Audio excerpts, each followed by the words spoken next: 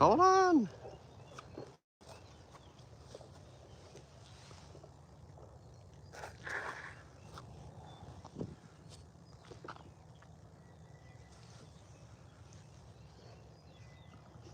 Hold on. I'm 1 second, buddy. 1 second. I know.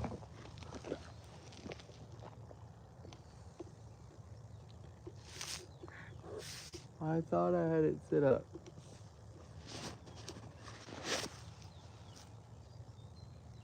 All right, here we go.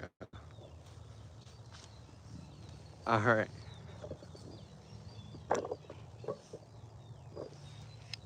All right, hey. Let's give it a little bit of time, all right, buddy?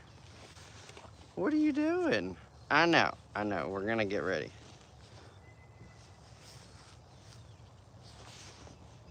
You ready? All right, let's come over here. All right, come on. Come on, boo. Come on, the edge.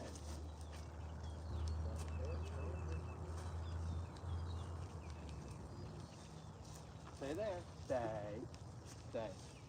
Stay. No.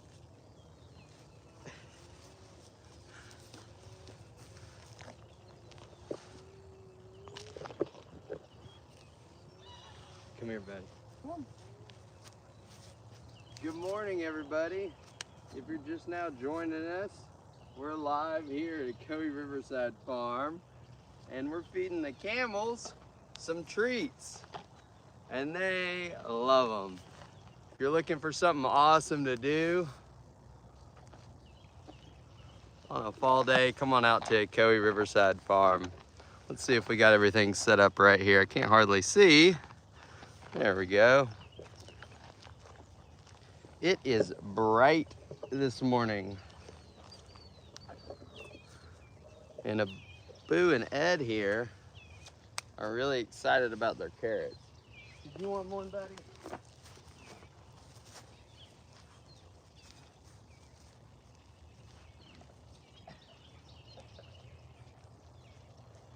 This is the last one. All right, let's come on up over here. Come here. Good morning, everybody. We're live here at a Cody Riverside Farm, and the camels are having a little bit of breakfast. A Cody Riverside Farm is located in Benton, Tennessee. We have over 150 animals, and this huge guy right here, oh, look at them, they're both getting up. So we have a Boo and Ed, and they are the sweetest guys ever, aren't you? Don't you love it? Do you love it? Oh, yes. You got those carrots. I know. That's all of them, though. I don't have no more. You ate all of the carrots. You did a good job, though. Good job, buddy. So we have both kinds of camels here at Cody Riverside Farm. We have dromedary and Bactrian camels, and they are both amazing in their own manners. Bactrian camels are native to Siberia, and they're really, really good down to all the way -70 Fahrenheit. So 100 degrees below zero. What do you think, buddy? Huh? I know. That was all the carrots, though. We ate them all. I know, we ate all the carrots. I don't have any more. There's no more carrots. I know, it's sad. But we ate them all. You did a good job. Oh, was it good? That was all the carrots. All right, guys, let's go check out some more of these other animals. We're gonna spin this around so you can see. Trying to make this thing work correctly. Sometimes it's a little interesting.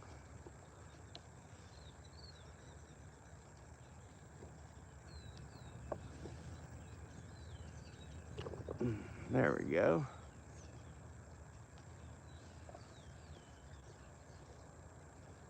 Let's see.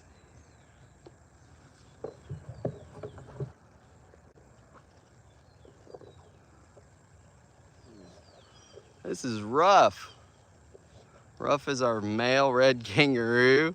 I don't have any more carrots, buddy. These camels are like, yo, you got some more? I don't have any more carrots. Look at them standing over here. I might have to go get them some more carrots. They're like, do you have any more? That was it. That's all I got, buddy.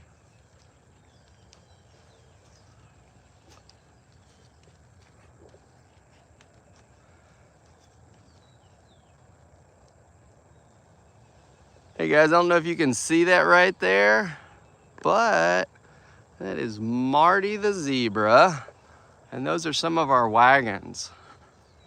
So you can come here and stay at a Coe Riverside farm. And I know we were showing you guys the baby zebra yesterday. So the reason that he's not out here in this pasture is Marty right there would not be very fond of him because he is not the dad. So that's the reason that he's not hanging out here with him. But look what a beautiful morning this is. Where's everybody watching from this morning? We're here in Benton, Tennessee, halfway between Chattanooga and Knoxville. You're watching Marty have a little bit of breakfast this morning. Chicago. Hey, Posh Poppy in Chicago. Australia. Well, honey, you are in Australia. I gotta show you a kangaroo. Are you like in the country part of Australia or in the city? Because we've had a couple guests come from Australia, and the people from the city are impressed with kangaroos, but people who live out in the country, I guess, are not impressed. Hey, Becky in Iowa, hope you're having a great day.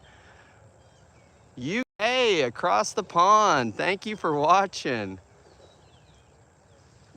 All right, let's see here. Hey guys, if you're just joining us, this is Ruff. He is one of our, I think we're like 10, 12 kangaroos now. And you can see they have a pretty big area right in here. These guys can jump almost 16 to 20 feet on each jump. So we try to give them a good amount of room to run there. And we're always looking to try to make it as best as possible for them. So maybe we can make it bigger in the future.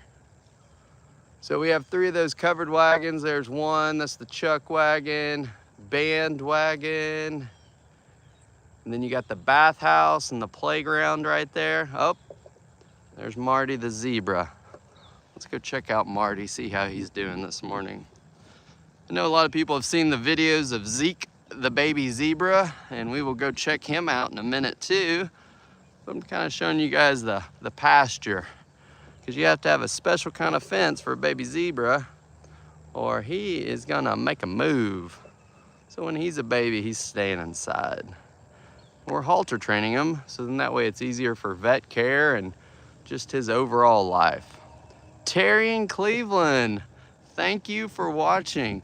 Hey guys, we're doing a really cool event this weekend. So if you are close to us, it is completely free. It is called the Holy Ghost Wiener Roast. You gotta check it out. So you can come here to the farm for free. Hey Harry, how you doing? James in Indiana, thank you for watching. Thank you everybody for all the gifts and the shares and the likes. Really appreciate that.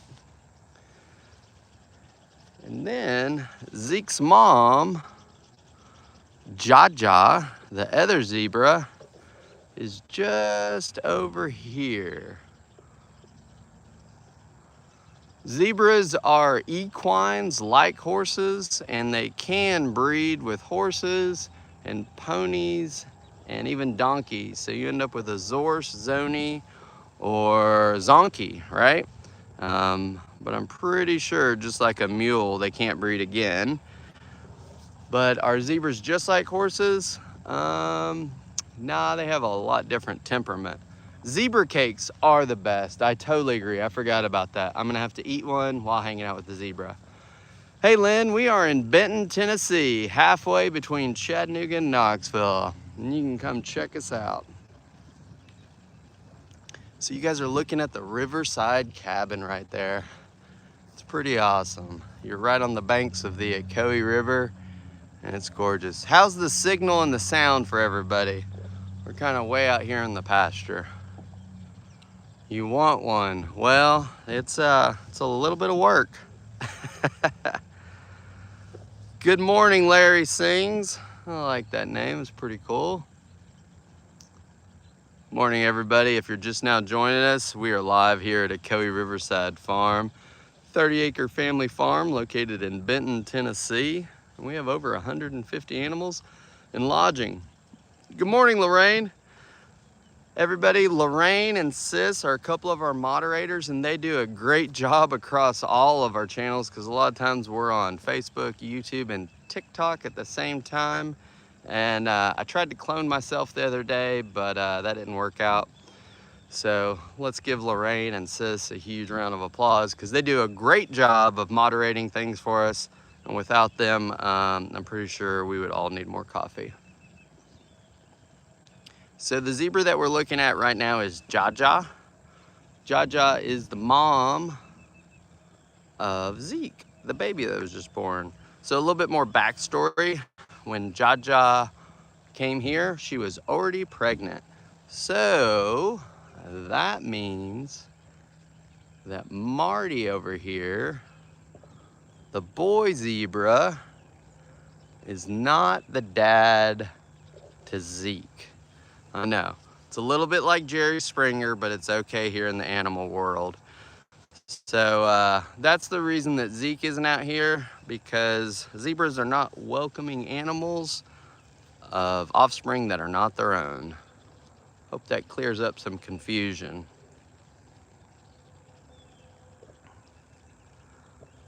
A couple of our wagons as we're swinging by. We're gonna go look at this donkey right over there. Where are you at, Mr. Donkey? There you are. You can see how close that playground is.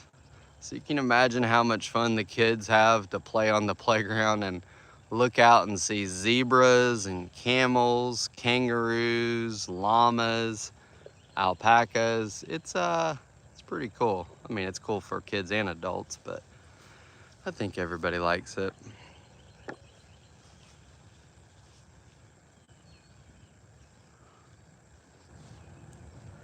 All right, we're gonna mosey on inside. If you have a question, feel free to write it. I think we're gonna go check on the baby zebra. And I'm gonna get a picture of Marty because Marty is pretty close. He's inquisitive sometimes. Hey, you looking dapper as always. Dapper, I like that word. I think we should bring it.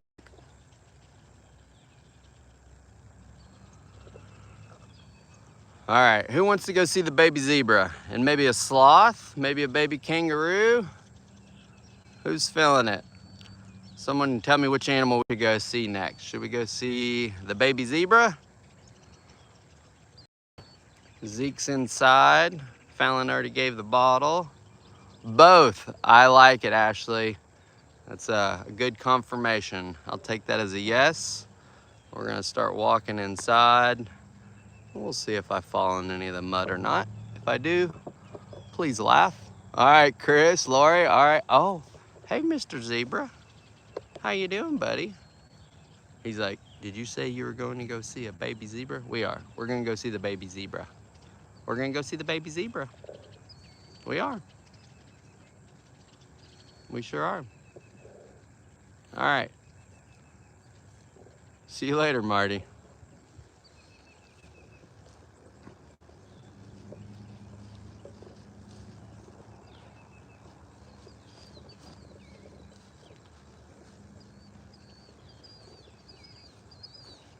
I think it's always pretty here in the mornings, seeing that fog come up. Got a couple of the kangaroos there. Hey, Ruff. Good morning, buddy. Hey, Ed. Good morning, Ruff.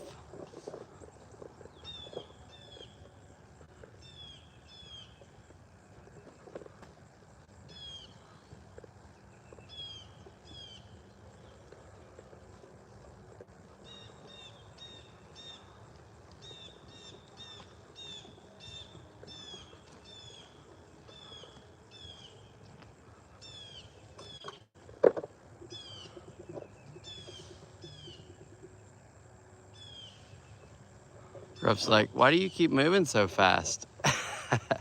Guys, did you know that kangaroos can go about 40 miles an hour when they're really sprinting? It's pretty awesome. Hey, Ruff. You want a kiss? Hey, buddy. Good morning. Good morning, buddy. Good morning, everybody. If you're just now joining us, this is Ruff, and he's a red kangaroo. You can come here and hang out with all the kangaroos. We've already had one born here on the farm. That's Phoebe. And you can come and bottle feed them. Right, buddy? Good morning. Hey, Ruff. Who's a good boy? Hey, Ruff. Hey, Ruff. You done with the kisses this morning? Hey, buddy. Thank you. Thank you, baby. Oh, hi. Did you come to say hi, too? I know. I didn't forget about you. I already gave the carrot, so. I know. I already. You're a good boy. I know. Thank you. Oh, yes. You're a good boy. Hey, guys, if you're just joining us, it's the Cowie Riverside Farm. Come on out. And we are having an awesome event this weekend called the Holy Ghost Wiener Roast. It's free, so if you're close, check it out. There's a Facebook event, and there's also an event on our website. Just go to events, Holy Ghost Wiener Roast. It's this weekend, and it's gonna be awesome.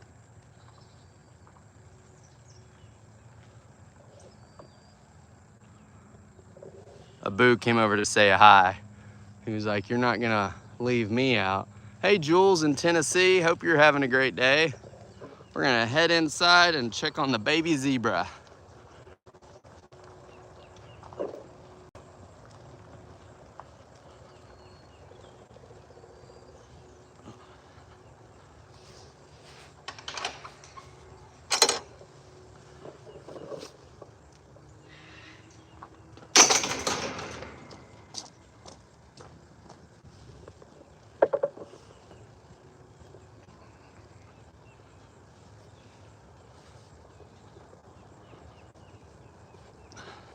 This building that you're looking at is the exotic barn and the sloth suite.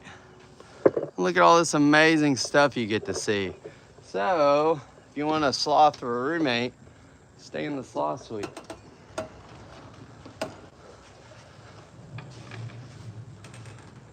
All right, we're gonna go in here and check on Zeke.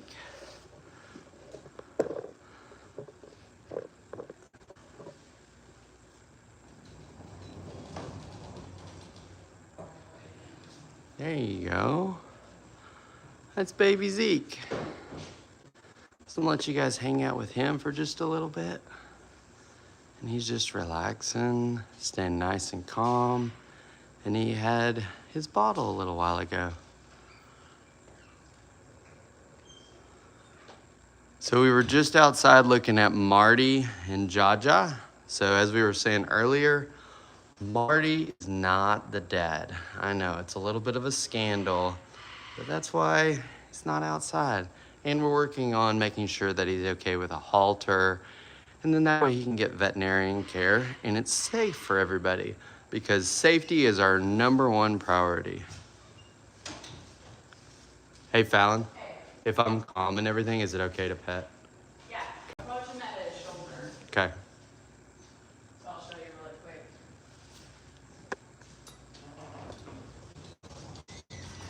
I wore solids. Yeah, there you go. That's good. Contrast. Well, that guy with that plaid shirt Uh-huh. yesterday, remember all the crazy colors? The zebra was like, what? I know. Hi, baby. So, wait until he kind of turns his shoulder to you like that, and then you can step into him, and I rub the opposite shoulder, and then he'll kind of lean into you, and if you stay in this area, this front area, hi, honey, hi, and you can snuggle him. All right. Just got to be aware of this. That's the fun. Yeah, I've had it happen before. So it'll calm down. Yeah, that. Okay, so now walk up to his shoulder. Yeah, knock it back. Front more. There you go. Yep. Opposite side. There you go. That tail wag, that's hilarious. Good boy, Zeke.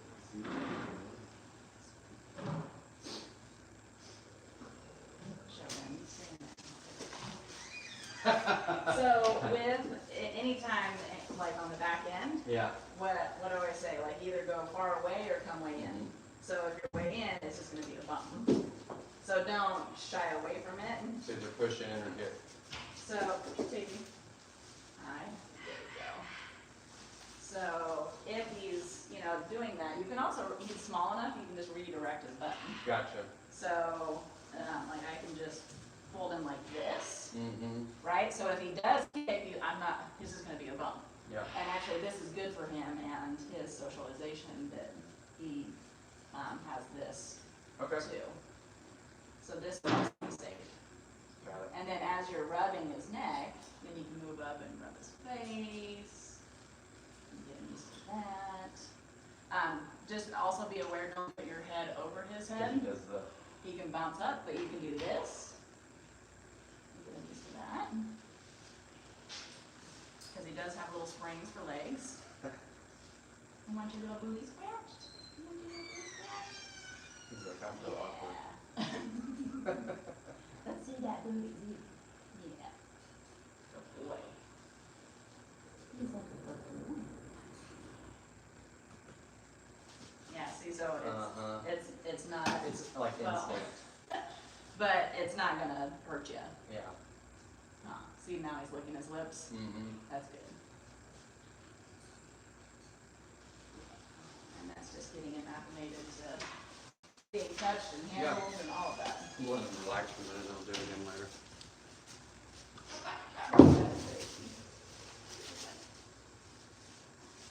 There you go. Good boy. Good boy. Yeah, it's gonna take patience and practice and getting used to new people. Hey guys, if you were just watching, that was Fallon, and she was working with the zebra, and she is doing an excellent job of making sure that Zeke is getting the care and the attention that he needs. No, that's not AI. That's definitely not AI.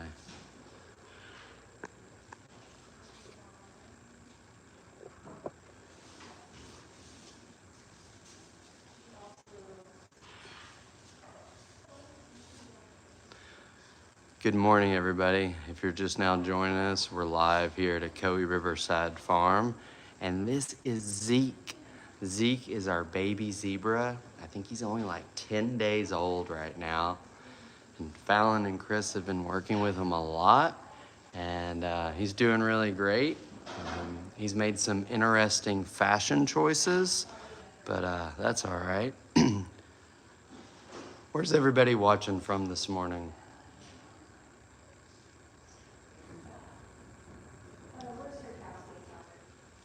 Guys, I'm gonna let you hang out here in just a second, and I'm gonna go get the sloths ready. Where is the mom? The mom is right outside. We were just looking at that video. We did a live checking on Jaja and Marty, and part of the reason that Zeke is not outside is Marty is not his dad, and we're working on making sure that he is used to everything and getting all the care that he needs. In Scotland, that is awesome. So cool. I don't know if we've had Scotland visit. I'm pretty sure Ireland visited. Definitely UK, Germany, so we're always excited when people from all over visit.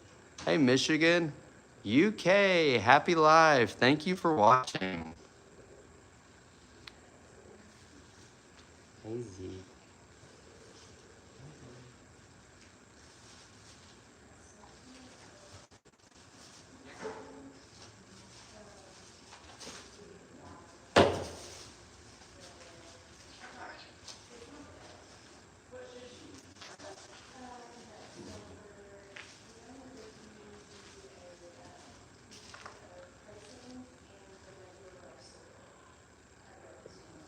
Zebras just like to kind of kick in general.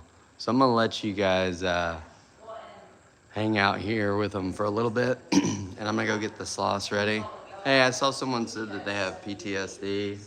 Yeah, I totally agree. Hanging out with animals is definitely very peaceful and relaxing. So let me go get a couple food things ready and then we'll go hang out with Zoe. Good morning, Barbara and Wilmington. Thank you so much for watching. Guys, we're gonna get a couple things ready and then we'll go hang out with the baby sloths. So keep watching, we're gonna check out some sloths here in a minute.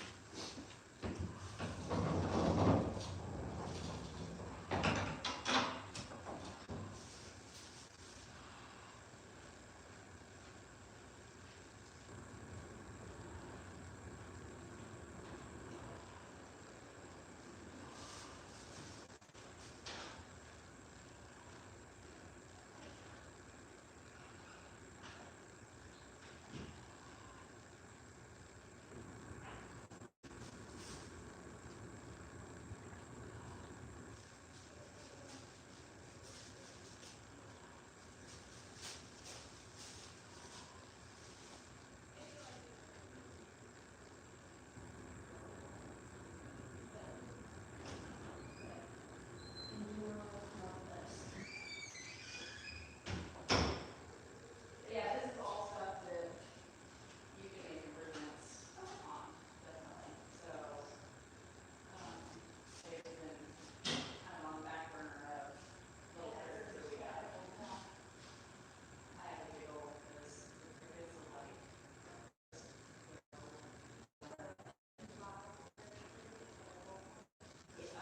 we get crickets from Josh's Frogs, and usually comes in this. So that's where we get our superworms and crickets. He's coming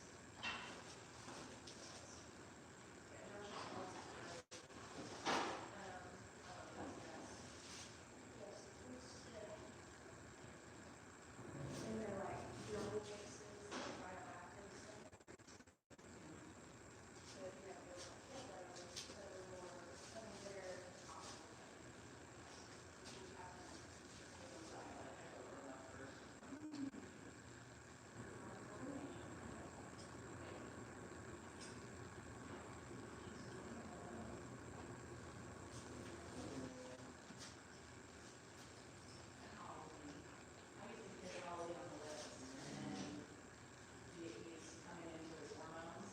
so now he pees on the ground and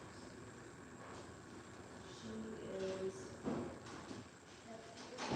it. That's a lip thing.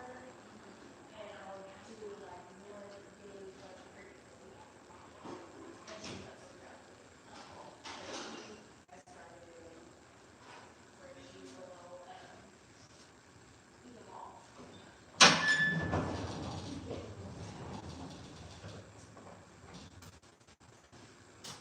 All right, y'all, we're gonna go check out the sloths now. You were hanging out with Zeke the zebra. And earlier we had Fallon in and she was showing us how well he's been doing. And just before that, we were outside with Marty and Jaja. Marty is not the dad. It's not really Jerry Springer up in here, but we're just keeping them kind of separated because if the zebra dad is not the dad of this zebra, they may kind of say no thank you. So we're trying to keep that down to a minimum. Let's go check out the sloth.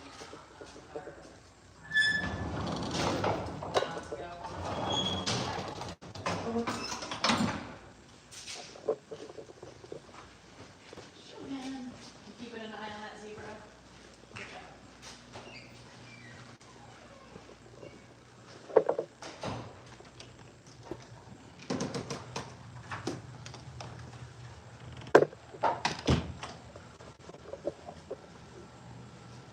Hey guys, this is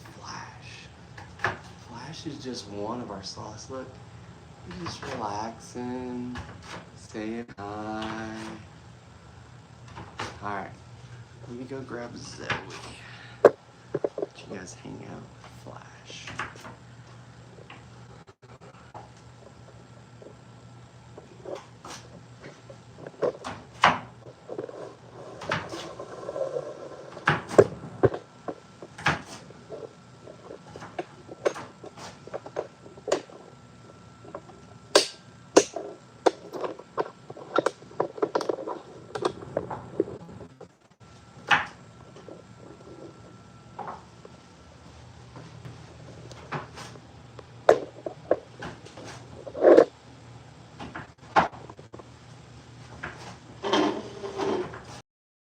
Course for myself here, so taking me a second.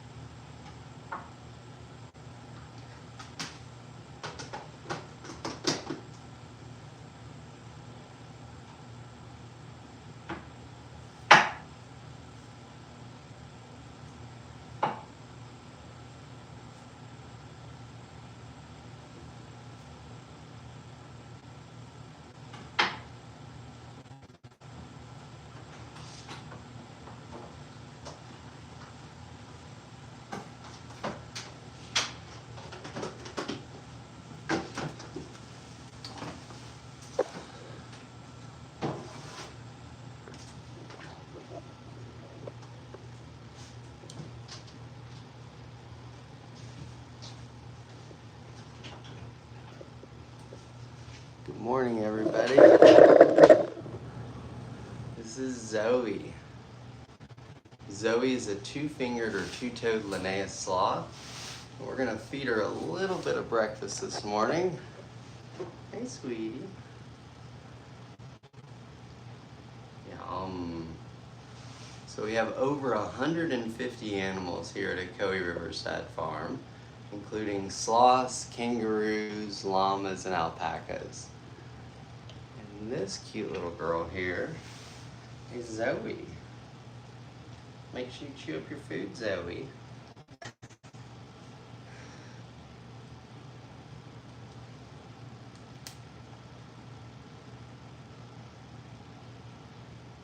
Sometimes they really sniff at their food and they're like, do I really want that? There you go. Yum. So sloths are really, really cool. They usually live to about 20 to 30 years in the wild, but in captivity, there were two sloths, Jan and Paula, and they made it to 52 and 54 years old. They were in a zoo in Germany. There was also another sloth at the Smithsonian here in the US. And that cute little guy made it to about 49. So pretty excited that the sloths could outlive us. And you can actually come here and do this, feed a sloth, hang out with a sloth. So in the wild, sloths have the sloth moth living all over them. So the reason that they happen is sloths use the bathroom every 7 to 10 days. When they use the bathroom, climb down out of the tree, they go all the way to the base, and then they hold on to the tree. Okay? Once they're holding on to the tree, it's like this, right? They shake their booty and they do this little dance. When they're using the bathroom, in that pile, the sloth moth crawls up onto them. It lives in their fur. So then the sloth goes back up into the tree. I'm not joking. So this sloth now has moths all over it, right? Like covered in it. 100 to 200 bugs. Then, when the sloth is grooming itself, It gets the bacteria, the nutrients, and the protein all in its claws, and then it ingests it. So, because of that process, sloths digest their food through a bacterial process, not an enzymatic process like humans. All right, I think I might have missed some of the questions. It looks like there were some entertaining ones. So if you got a question, go ahead and ask again, and I'll try to catch it. Where's everybody watching from also? What are the claws like? Well, they have 2 on the front, 3 on their back. A 3-toed sloth has 3 on the back and on the front. And the reason that they're working on saying toed versus fingered, or fingered versus toed, is the fact that they're more like the front limbs and then the back limbs. I hope that makes sense. Ohio, good morning, Ohio. Pennsylvania, Utah. Now Utah's got some great snow, some of the best snow I've seen. Nice and dry, a little bit of champagne powder. Texas, you guys have a bunch of cool zoos and animals out there. Indiana, Maryland, do they sleep upside down? They can fall asleep upside down because the relaxed grip is actually holding on, but really what they do is they'll make themselves into like a little ball. They sit on a tree limb, and they always hold on with at least one hand, right? Hand, claw, foot, however you want to think about it. Wisconsin, good morning. Do we smooch? Well, we try not to get our face right in their face because, you know, I don't really enjoy that, and I don't think sloths enjoy people right up in their face. But if she's really close, I'll give her a little hug. Puerto Rico, good morning, Puerto Rico. Is it Puerto Rico that has like the that ocean bay that has the bioluminescent stuff? Is it the frogs or algae? It's sad. No, it's not sad. It's pretty happy. How many are left in the wild? So part of the issue is that they're kind of hard to track. The fallow system, they're using that to kind of track them. And the reason this person started breeding sloths is it was an injured sloth that couldn't go back to the jungle. It was hurt, right? So you should never remove a wild animal. It's not good.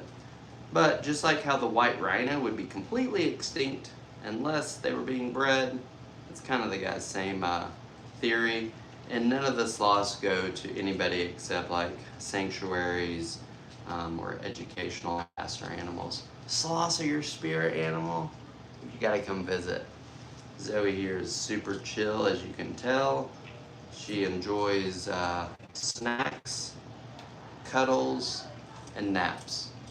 What are we feeding Zoe? She's eating a little bit of sweet potato, zucchini, squash, and a little bit of protein.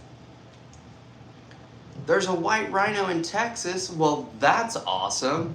That's super cool. This is how you wake up, just in somebody's lap eating zucchini. Well, that's pretty cool. Hey, that's a good life. That's the life you want. There you go. You got it, Ashley. We don't offer a human feeding encounter yet. I don't think that's really in the cards. I don't know what certification that we would get, but Zoe here is definitely enjoying it. So, if you want to come hang out with sloths, you can do that. We have Zoe here, and then I'm trying to see if I can spin it around. Oh, I can't reach. But up above us is Flash. Alright, Flash is our adult sloth, and we'll be doing an encounter with him starting at about 10 o'clock. So only like 10 more minutes. How far are we from Chattanooga? Not far at all. We're about 45 minutes from Chattanooga. And get this, guys, we're doing a free, huge event this weekend. It's on Saturday. It's called the Holy Ghost Wiener Roast. I'm not joking. That's what it's called. So if you're kind of close, check it out. It's on our Facebook event page, and it is also on our website. Under events, it's called the Holy Ghost Wiener Roast. You got to hold one? That's awesome. Gatlinburg photographer. I just went up there and climbed Mount LeConte with my girlfriend on Monday, and it was beautiful. So you have a ton of area to take great photos. And we went through Cades Cove and Bald River Falls, just north of us. That's up by Tellico Plains, and that was beautiful. On Saturday, I think it's in like the afternoon, evening, but everything is on our Facebook event page and then also on our website under events. But I'll look here after a while so that way I know for the rest of the day when I'm talking about it. Sloths are your favorite? They're so cute. So we have 4 sloths here at Ocoee Riverside Farm. We have Flash, Zoe, Dash, and then we also have baby Chloe. Baby Chloe is the tiniest little sloth. And when they're babies, they're really, really dark. So Chloe's like this little chocolate brown sloth, and she is super cute. Did I see any bears in Gatlinburg? I didn't, but they're there. There's lots of bears up there. I talked to a guy who said that he had climbed Mount LeConte 100 and something times, and he had a little bear bell on him, and he said that he rarely sees bears. So if you're hiking up there, maybe throw a bell on your bag or something. Why is Zoe upside down? She is kind of leaning back because she's a sloth. And get this, guys. So, part of what helps them is they have a connective tissue that connects all of their internal organs to their 46 ribs. I'm not joking. They have 46 ribs, right? So, sorry.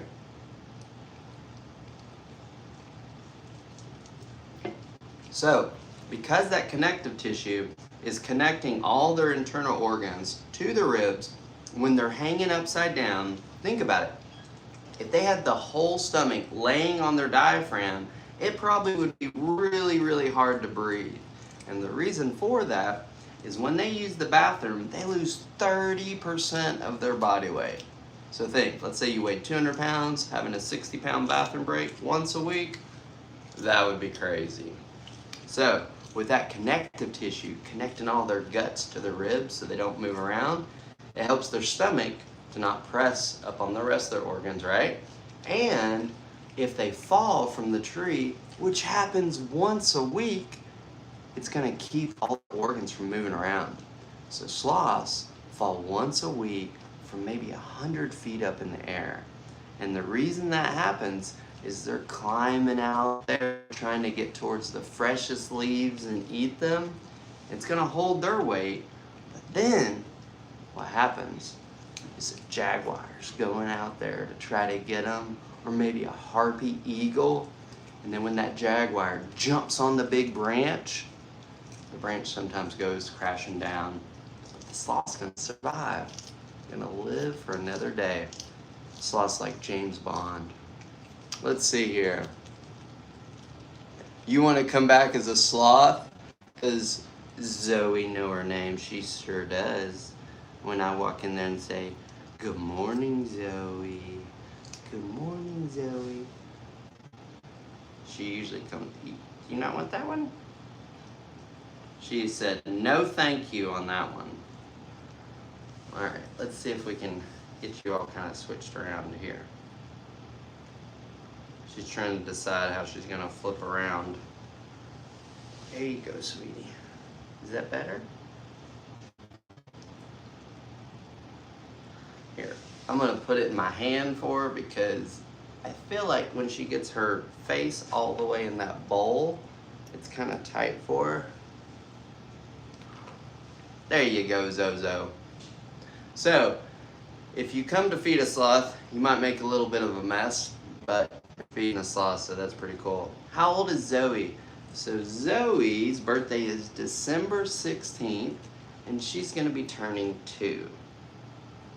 Dash just turned 1 about a month ago, and Flash, our adult sloth, which is up above us, he's about 7.5. Does she play? She's very inquisitive, but you guys gotta remember, sloths sleep 15 to 20 hours per day.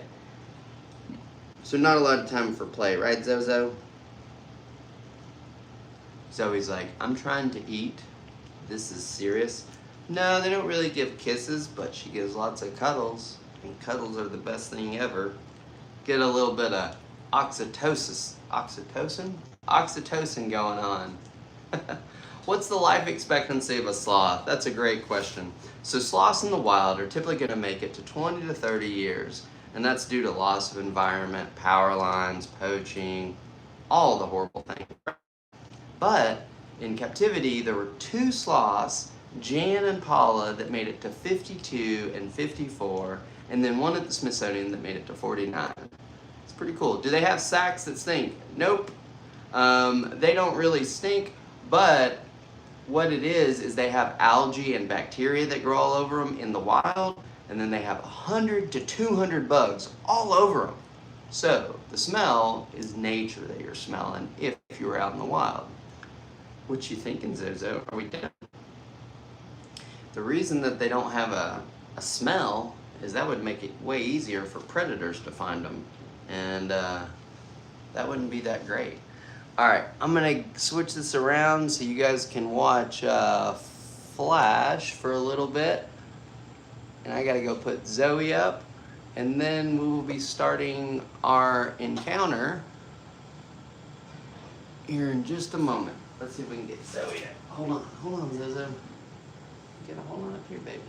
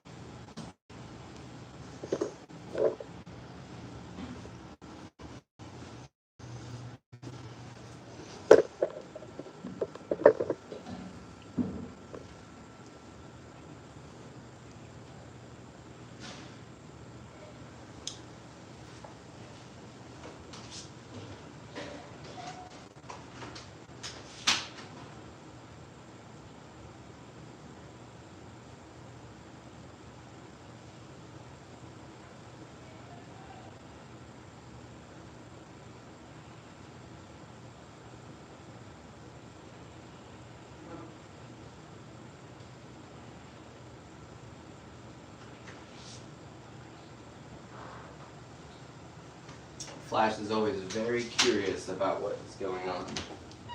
Hey, do we have a hammock? Oh.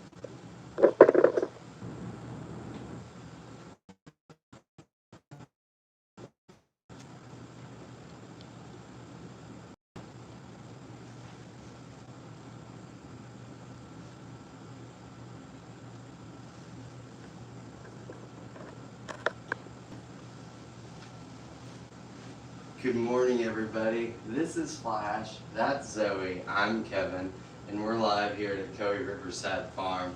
You can come hang out with all of these awesome animals. We have over 150 animals, including sloths, kangaroos, llamas, and alpacas. You gotta come check it out. You can even cuddle with sloths. Zoe here is very inquisitive. Come on out and visit us. We're located in Benton, Tennessee, halfway between Chattanooga and Knoxville. That was Michaela that just went by. This is Flash, that's Zoe. And get this, we have over 150 animals, and we have 4 sloths. There's an amazing event this weekend going on called the Holy Ghost Wiener Roast. And you can see that either on our Facebook event page or on our website under events. But this is Flash, this is Joey, and we're going to be feeding them here during an encounter. So keep watching, and you're going to get to see a sloth feeding. Come visit us at a Coe Riverside Farm.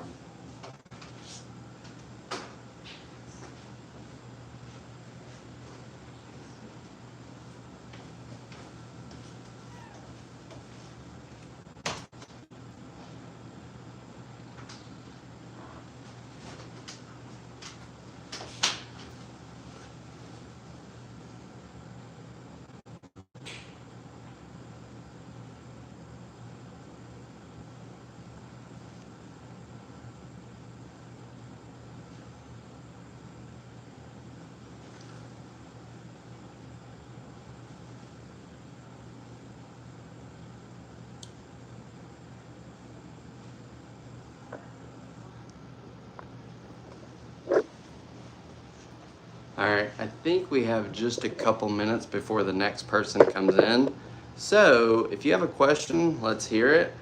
But while we're hanging out with the coolest animal ever, which I say is Flash, he's pretty cool. Let's talk about some of the other animals we have. So we have kangaroos, llamas, alpacas. We have sulcata tortoises, and I think that they're really cute. Sugar gliders, hedgehogs, and micro squirrels. Someone had a question about micro squirrels the other day, and they are African pygmy dormice. They are in a different... Thanks, Ellie. I'm glad you like it. How much sleep do they get? So they normally sleep 15 to 20 hours every day. It's truly amazing, right, Flash? Flash is like, yeah, I like to sleep. Big deal, bro. I mean, Flash, what do you think, man? He's like... The reason he's trying to get really close is he's like, do you have any food? Are you sure you don't have any food? This way.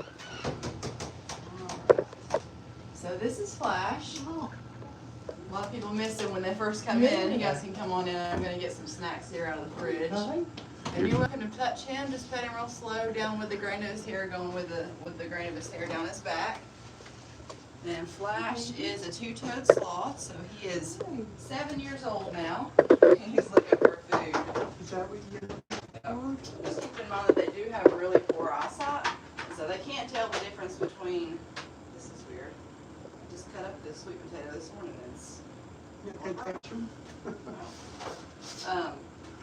anyway, they can't tell the difference between your finger and a sweet potato, so we'll just have to keep that in mind when we're feeding him. And so we'll offer him like the very end of a veggie, just like that. Sometimes he's got to sniff it and figure out if he wants it, but then you'll just let it go as soon as he gets a hold of it and let him finish it. I don't know why. Let's turn brown. How old is he? 7? 7 years old, yeah. You're a big boy. So we've had Flash for about 3 years now.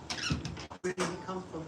He came from a facility that was similar to a zoo, whereas really the only human interaction that he ever had was just somebody going into his enclosure to give him food, put food in his dish, and then that was it. So all this is for him. You guys can hold this bowl and be doing whatever you'd like to. And so it took him a long time when he first came here to us to get comfortable enough to actually come down and spend time with us down at the bottom of his enclosure. You know, sloths naturally are very solitary animals that are not going to be seeking out human interaction of their own free will, just naturally. And so it takes a lot of time and work and patience with them to get them to the point where they understand that we're not some scary creatures that's going to eat them, because out in the rainforest, they have a lot of those. There's more things. They like to, things like to eat these guys? Yes, oh yeah, they have more things out to eat them than anything else. They are at the very, very Can I touch his bottom. belly, or- No, the belly's really sensitive of a sloth, because if you keep in mind how they hang naturally in the rainforest, it's going to be upside down on the underside of the branch. And so the first thing that a jaguar would grab a hold of is going to be the belly. And so we just want to stick to the back.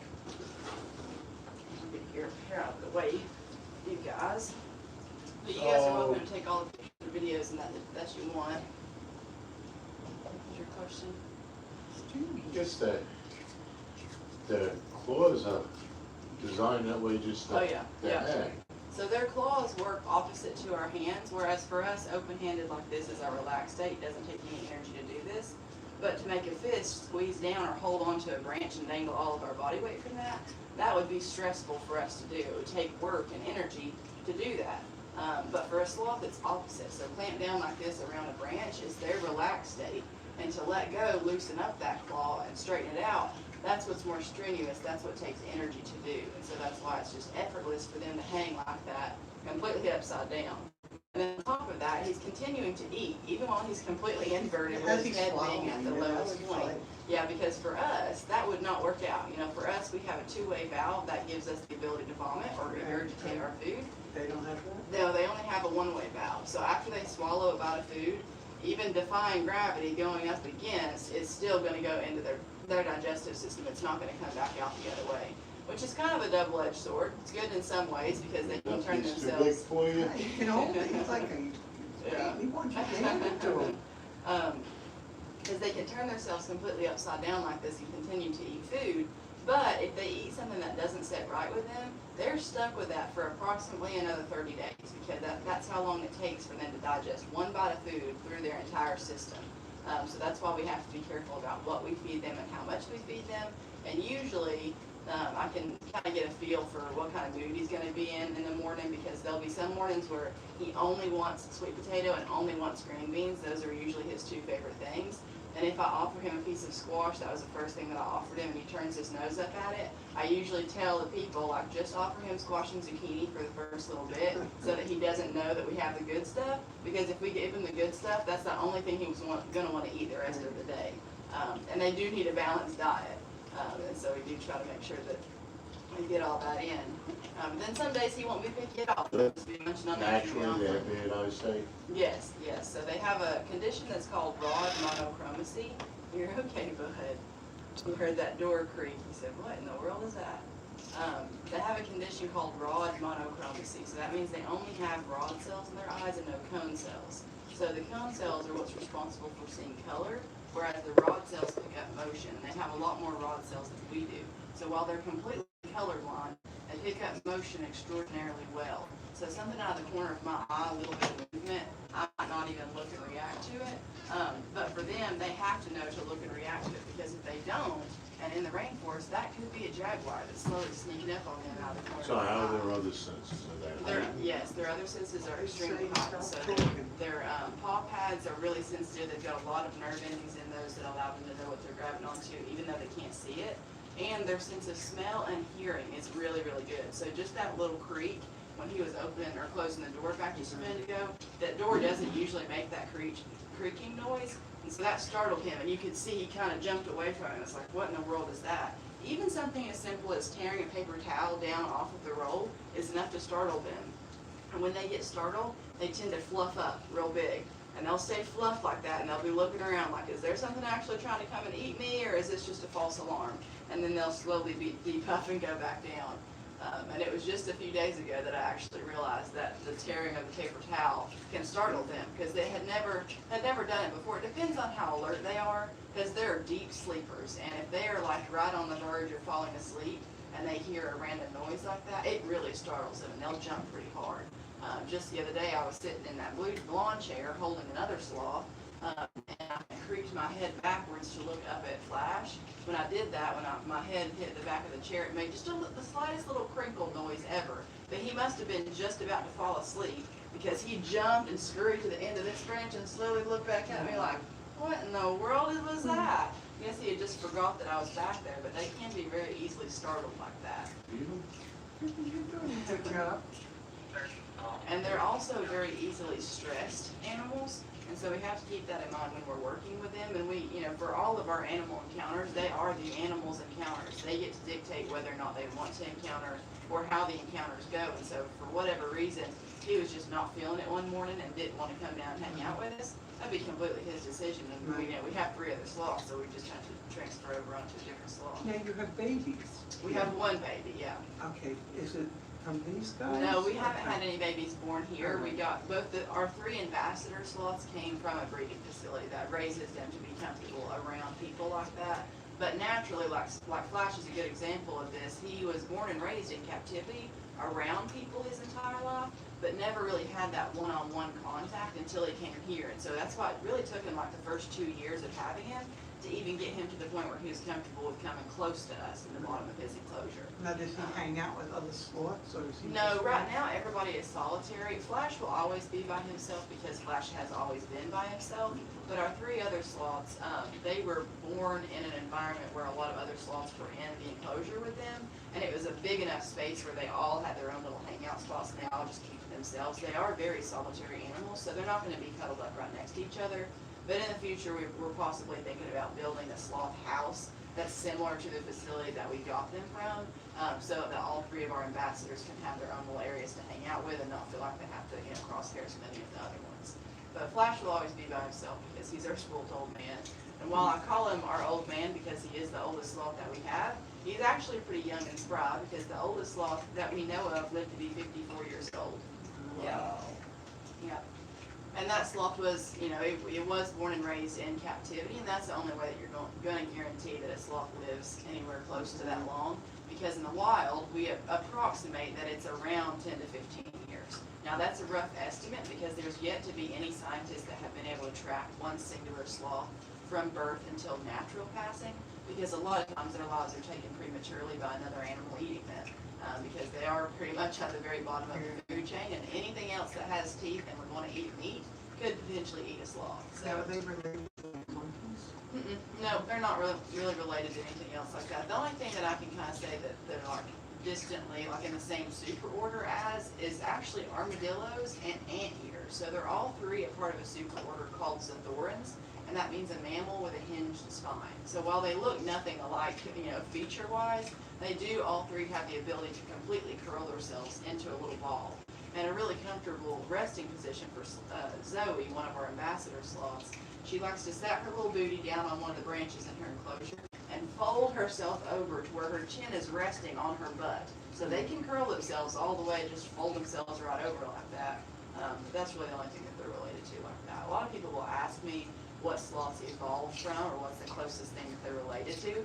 And I always tell people, other sloths, they all looked a little bit different in the beginning. Of course, we did used to have the giant ground sloths, and those were so big that they could not climb the trees. And they looked a little bit different than our tree sloths do, but genetically they were related. But the only sloths that we have left alive today are the two-toed sloths and the three-toed sloths. And there's a few different varieties of both, but the main thing people see in the differences is the toes. So he is a two-toed sloth, but you don't really know.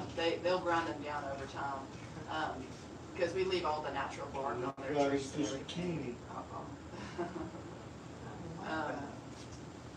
Yeah, we keep all the natural bark in there, and those claws do continuously grow over time, and so they'll get a lot longer than what they are right now. He's only 7, so they do get pretty long, pretty impressive. So like this inner part, is that like a thumb? It's just like their paw pad. It's basically Okay. like this, the palm of their hand, basically for them, and they'll wrap it all the way around the branch. See if you can hand it, he grabs it. He tries to, but they really, the only motion that they have is just open and Is close. that like saying, here, come on? Yeah, give pretty me much. more? So what they would do in the wild naturally, that's why he's put himself into this position, is that if he was on a branch and he had already plucked off all of the leaves that he wanted from that branch, and then he saw a branch below him that looks like there'd be some pretty tasty leaves down there, instead of having to use up all the energy to go back to the base of the tree, down and back out that branch to the end of the branch, because that's where the most of their leaves are at that they can actually eat, or at the very end.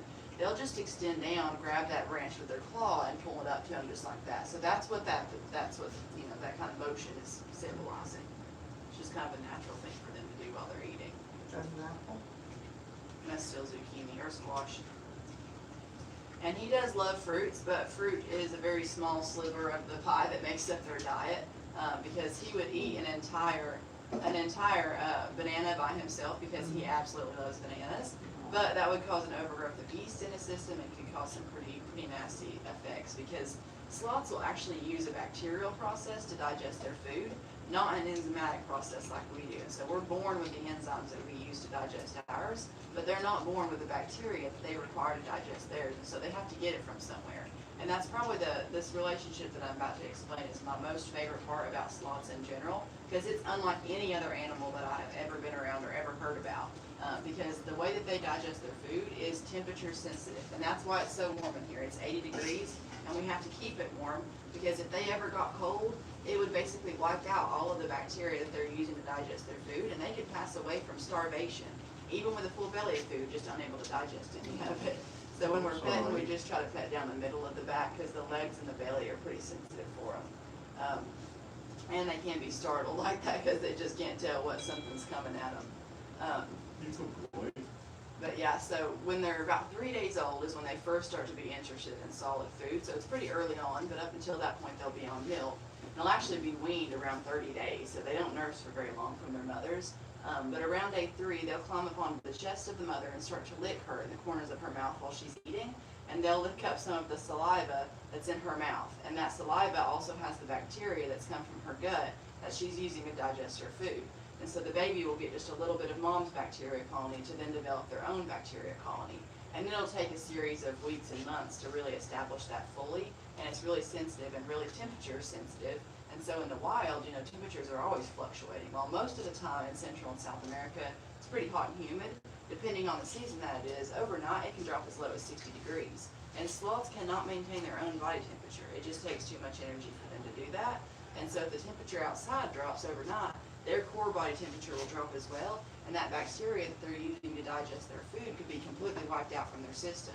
So they have a really important symbiotic relationship with a very specific type of moth that will live on their back that has a real long scientific name. But they look green sometimes? Nope, that's the moss and algae that's growing on their back. So wild sloths, they do have kind of a green tint to them because they've got all that growing on their back there that they use for camouflage, but that's also a food source for those moths. So the moths are kind of like a dirty blonde, kind of gray color almost. But they'll feed off that moss and algae, and they'll produce the same bacteria that the sloths are using to digest their food in their waste. So when the sloth turns around and grooms himself, they'll lick up a portion of those moths themselves, and that's their protein source. And they'll also lick up some of that bacteria, and that's how they'll digest their food. So they never have to worry about that in the wild because they've always got that, those moths on their back. As long as they've got, there's an entire ecosystem that lives on their back there. As long as nobody goes through and touches them and messes that up, then a wild sloth is good to go. However, in captivity, you can see he doesn't have any greenery on it. There's no moss, there's no algae. He's never had the ability to grow any of that, nor any moths. You don't see any bugs crawling throughout his fur or anything. And so then a lot of people will ask, well, how does he digest his food then? Because you just told us that's how they need those moths to digest their food. And so the bacteria that he has in his gut that's helping him to digest his food is the same bacteria that originally came from his mother. He's just kept it this entire time because he's never gotten cold. And so as long as you keep a sloth warm in captivity like this, they're good to go. But as soon as they get cold and that bacteria is wiped out, they really have a difficult time digesting their food for the rest of their lives because they don't make any form of a synthetic bacteria to give to them. Lose your power here or something. We have backup generators, and we have a backup to the backup. So, this is a full-size sloth, Yeah, he's full grown. so how much does he weigh? He's about 13 pounds, but it does fluctuate quite a bit because they only go to the bathroom once a week. So right before they go to the bathroom, they've gained. That was my biggest thing. You're holding him and Yeah, so they gain quite a bit, and then after they go, they expel about 1/3 of their entire body weight. Wow. Yeah, so it is a massive amount. it's easy to keep clean now. Yeah. Yeah, for the most part, but then when they do go, it's a big pile and puddle that I have to clean up. So, yeah, Zoe was on a schedule there for a while where every Friday night she would go to the Saturday morning, the busiest morning of all week. There's a big mess in there to clean up, and the day is full of sloth encounters, and the rest of the day the room in here just kind of stinks because it's pretty putrid. It's cooked in there for a whole week, so yeah. But you don't ever really have to worry about them going to the bathroom on you though, because when they do go to the bathroom, it's a very ritualistic routine. They do the same thing in the same way every single time they go. So every time they go to the bathroom, they'll go all the way down to the base of the tree, the same side of the tree to the same pile that they always go to. They hold on to the trunk of the tree and they'll wiggle their little booties back and forth and back and forth and back and forth as they go. And it only takes them about a minute or two. That's really the only quickest thing that a sloth does, only fast thing that they do, because when they do, that's when they're most exposed to all these other animals that are just strolling through the floor of the rainforest and can see a sloth as a tasty snack. So they've got to get it done pretty quickly. But while they're doing that, and while they're wiggling back and forth, that signifies all of those moths to crawl down off of them, lay their eggs in the dung pile of the sloth, and then crawl back up before they lose the ride back into the rainforest, because they can't fly. They need direct contact with the surface that they're trying to get there. So they have to crawl. Moths. Or Moths. Moths. Moths, like. Yeah, the ones that fly, typically. Okay, The ones but that these live on the guys back of the don't. sloth Okay. don't, yeah. But that's where they get the bacteria from, is when the moths will poop on the back of the And sloth. they eat those. They will, yeah. And that's where they get their protein and the bacteria that So they now use how to does he get digest his it. protein now? Just by what you give him? By what we give him, yeah, so the one hard-boiled egg has about 16 grams of protein in it, and all he needs for his entire week for protein are 2 hard-boiled eggs, and so he gets it on Tuesday and Friday. And he must love that. Oh yeah, he loves his hard-boiled eggs. But in the rainforest, they would be eating some of those moths to meet some of their protein source, But if a two-toed sloth were to stumble across a bird's nest with some really small baby birds in it, they would eat something like that as well. They're kind of opportunistic omnivores. So if there was like a small lizard or amphibian on a branch nearby, they would eat something like that too Really? to meet their protein I sources. don't know Yeah. how they catch it. Yeah. Well, they can be a lot quicker than people think. You Yeah. know, when you went to touch his arm there, you know, you Yeah, probably he's startled by fine. how quickly he could move.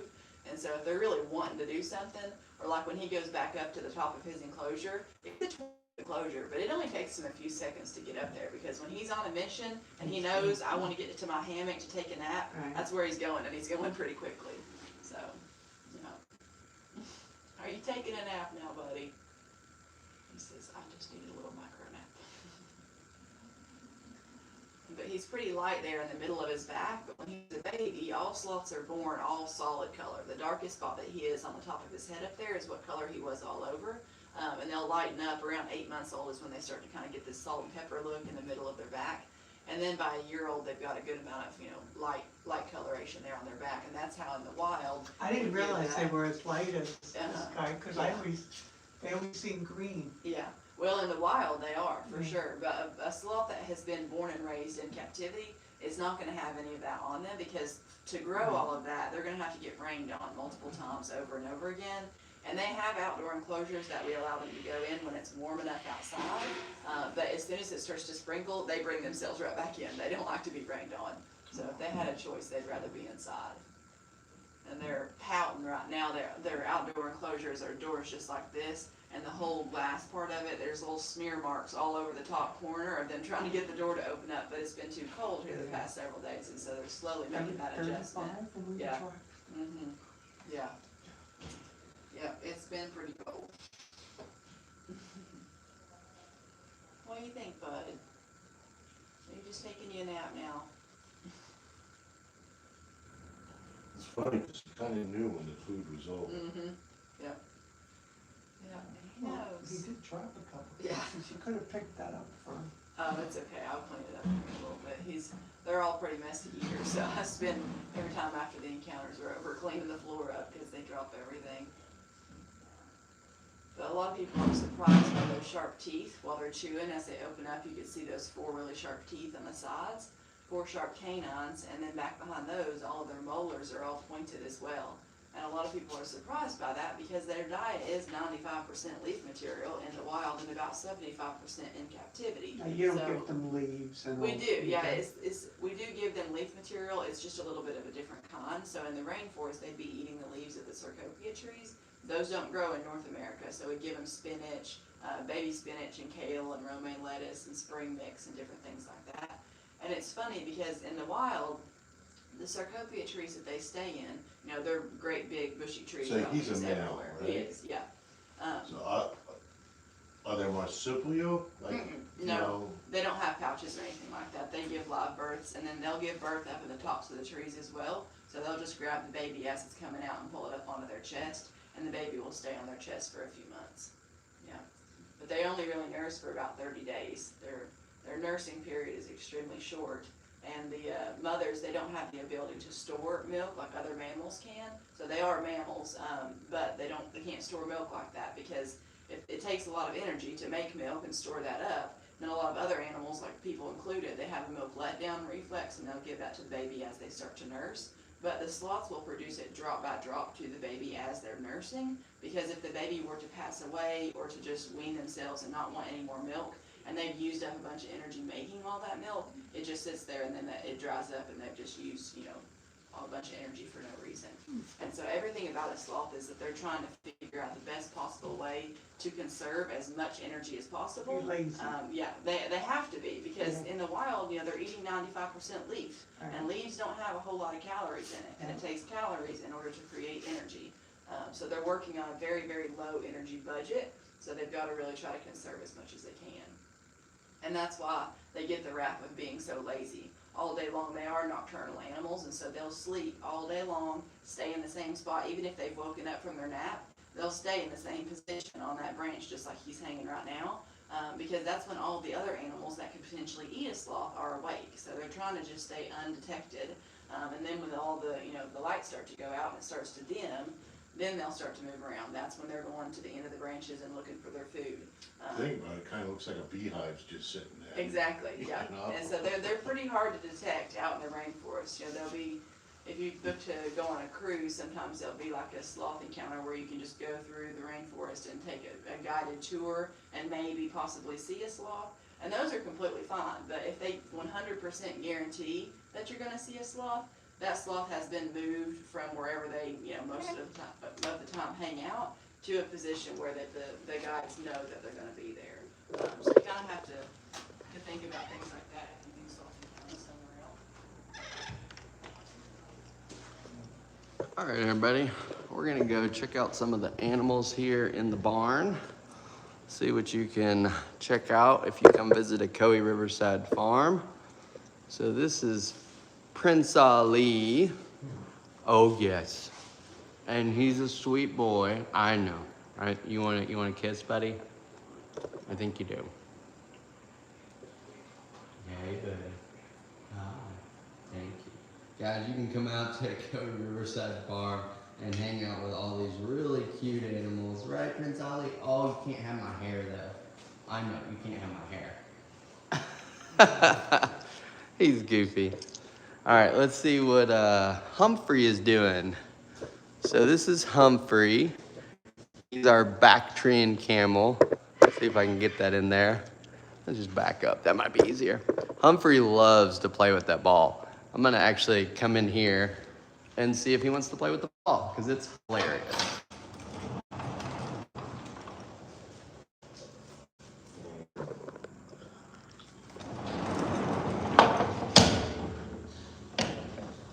Humphrey the camel. Let's see here. That's right, so